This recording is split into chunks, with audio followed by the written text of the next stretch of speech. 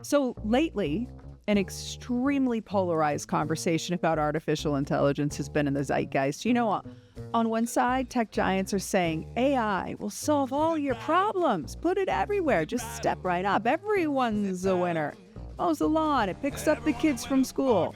Thank you, Tom Waits. On the other side, some of the original creators of AI elegantly articulate the risks, something we are all feeling this deep discomfort with. Well, my belief is the possibility of the good is so great that we're not going to stop the development. But I also believe that the development is going to be very dangerous. And so we should put huge effort into saying it is going to be developed, but we should try and do it safely. We may not be able to, but we should try. So which is it? Is it the promise of tomorrow? Is it going to solve all of our problems? Or is it going to end humanity?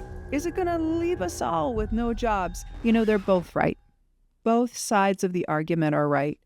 Because AI is derivative of human creation and human creativity, it's no different than any previous technological revolution, where we saw an explosion of inventions that were a reflection of the humans making them. They're both good and bad. They have the potential to be as good or as bad as we are. These days, if you're a digital product leader like me, you're being asked to figure out where you can incorporate AI into your firm's products or operations. And sometimes it feels like the only acceptable answer is absolutely everywhere. But actually, no. Rather than starting with technology and looking at a bunch of places to use it, let's start with our customers. Let's look at a way to uniquely meet their needs. And sometimes that might mean using AI, and sometimes it will very much not. Let's get started. So first things first, you want to have some method to prioritize feature ideas for your team.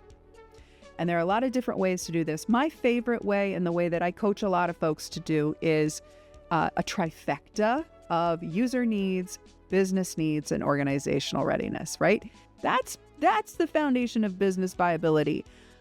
I've seen a ton of business canvases and frameworks and everything like that, and they're a lot of fun, but to be honest, when it comes down to it, do people need what you want? Can you sell it? Will they come to you for it? And can you make it? Can you make it and maintain it affordably? So once you have your list of prioritized features that you've aligned on with your team, you are going to determine what is a high risk versus a low risk activity that the user would engage with on your product, say. And then this sort of axis, right now I have it labeled as enjoyable versus unenjoyable. But it's really how much personal stake does the person doing this task have in that activity, right? And you're going to map all of these features on a 2x2. You can use a spreadsheet with different columns if you have tons and tons of features. But you're going to find a sweet spot, right? You're going to find a sweet spot where some of the things, the tasks in your feature ideas, some of the things people want to do with your product, they don't have a tremendous amount of personal stake in, and they're fairly low risk. So one of the examples I love to use for this is Spotify playlists, right? Unless I'm a DJ, and I do love music and I do love to create my playlists, right? But I don't have a tremendous amount of personal stake in creating every single playlist. I do find it enjoyable, but if I wanted to make 1,000 Spotify playlists, or how many ever they give you, like 5, even still, that feels like a lot, right? It's a lot of toil, right? And it's pretty low risk. If I don't like it, I can just kind of skip it. So it's kind of cool. That's that top right quadrant. You can automate that. That's not going to cost you a ton of money. You're going to get, a lot of engagement because it's more media, it's more content coming in front of your users. And if they don't like it, they can just skip it. It's fairly low risk, right?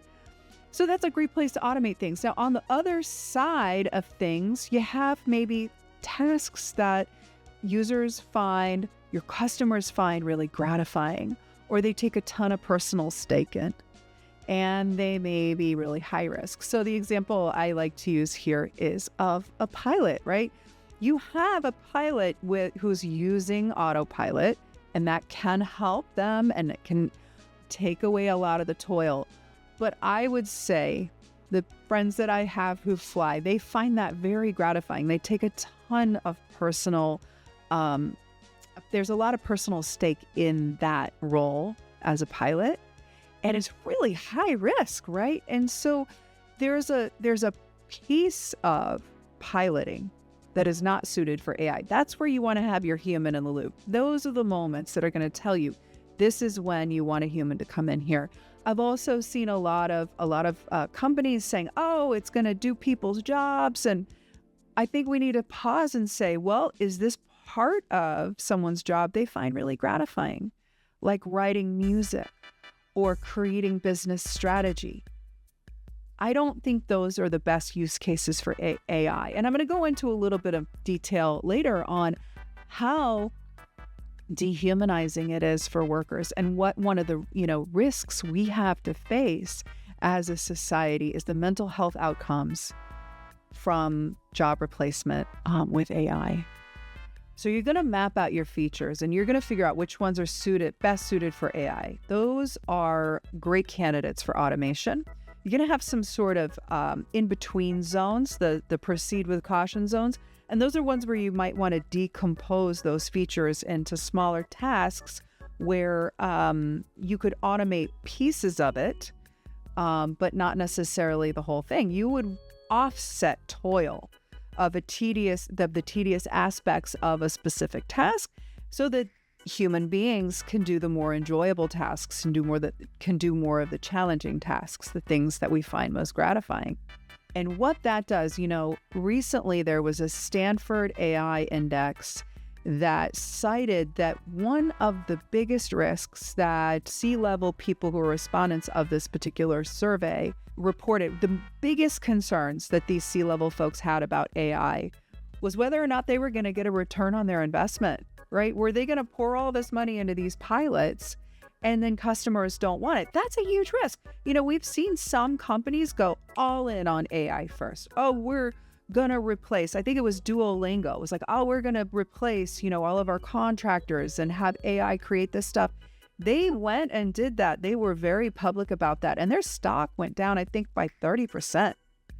We need to make sure we find the sweet spot of where these features really work for our customers and which pieces of our ideas are the best suited for AI, that customers are going to say, yes, please remove that toil for me. And then you want to consider, some of the costs of AI. And I've already touched on job market impacts. I could say a lot more about that. I'm just going to read this quote from the National Library for Medicine. It says that the loss of jobs due to AI has a deep mental health impact, leading to emotional shock, erosion of professional identity, chronic anxiety, and anticipatory rumination, social withdrawal, adaptive and maladaptive coping strategies, and perceived organizational betrayal. These themes reflect a multi-layered resource loss, including identity, control, employability, and social belonging. So we're talking about risks. We've got broader mental health risks, job market impacts. You have to be willing to there's a thing in AI testing called red teaming, or in software development called red teaming, where you kind of go in and you try to make the worst possible thing happen. And it takes a lot of time, but with AI, this is absolutely critical. You have to use your moral imagination. You have to be willing to do exercises with your teams to imagine what is the worst possible outcome that could happen here, and how can we guard against that? What can we do to make sure those consequences don't happen? Because those broader risks are the ones that society as a whole is looking to us as leaders in the industry to help navigate and to help us all have the best possible outcomes. Okay, so bringing it all together, I just want to round it out here. So, should you use AI solutions to automate different aspects of your company's products or internal processes? And the answer is it depends. There is no quick and clear answer. It's good and bad, and we're in the seat to decide what we do with this technology. Critical thinking and due diligence are needed now more than ever. They're needed to guard you and your company against poor investment, against pouring your money into AI solutions that customers won't want or could, in fact, tank your stock price, because it can happen.